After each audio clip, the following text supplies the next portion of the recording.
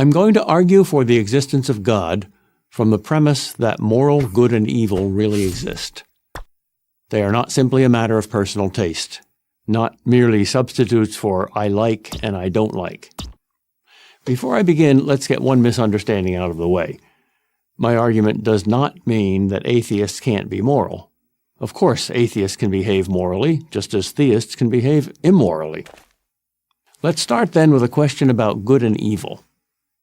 Where do good and evil come from? Atheists typically propose a few possibilities. Among these are evolution, reason, conscience, human nature, and utilitarianism. I will show you that none of these can be the ultimate source of morality. Why not from evolution? Because any supposed morality that is evolving can change.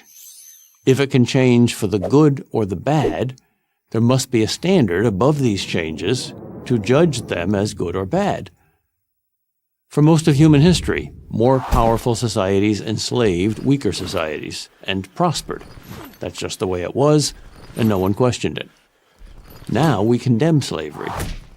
But based on a merely evolutionary model, that is, an ever-changing view of morality, who is to say that it won't be acceptable again one day? Slavery was once accepted, but it was not therefore acceptable. And if you can't make that distinction between accepted and acceptable, you can't criticize slavery. And if you can make that distinction, you are admitting to objective morality.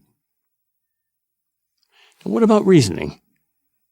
While reasoning is a powerful tool to help us discover and understand morality, it cannot be the source of morality. For example, criminals use reasoning to plan a murder, without their reason telling them that murder is wrong. And was it reasoning or something higher than reasoning that led those Gentiles who risked their life to save Jews during the Holocaust?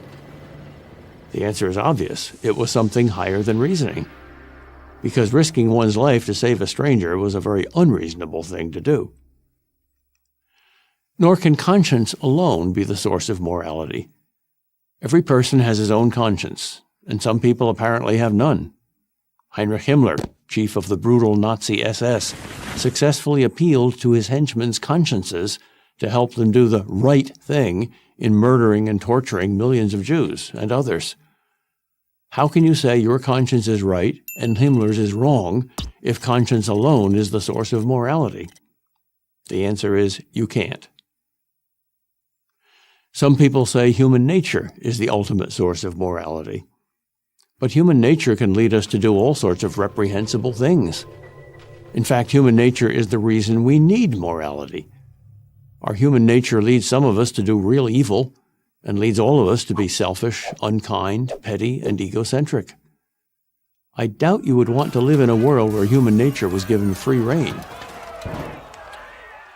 Utilitarianism is the claim that what is morally right is determined by whatever creates the greatest happiness for the greatest number.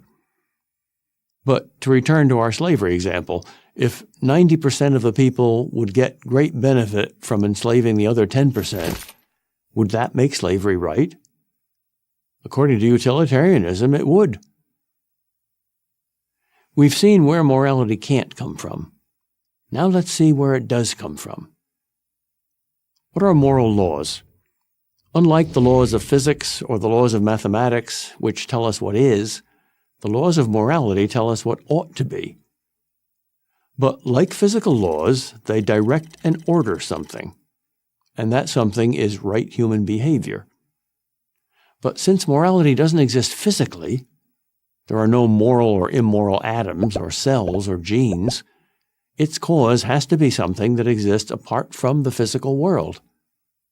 That thing must therefore be above nature or supernatural. The very existence of morality proves the existence of something beyond nature and beyond man. Just as a design suggests a designer, moral commands suggest a moral commander. Moral laws must come from a moral lawgiver. Well, that sounds pretty much like what we know as God. So the consequence of this argument is that Whenever you appeal to morality, you are appealing to God, whether you know it or not. You're talking about something religious, even if you think you're an atheist. I'm Peter Kraft, professor of philosophy at Boston College for Prager University.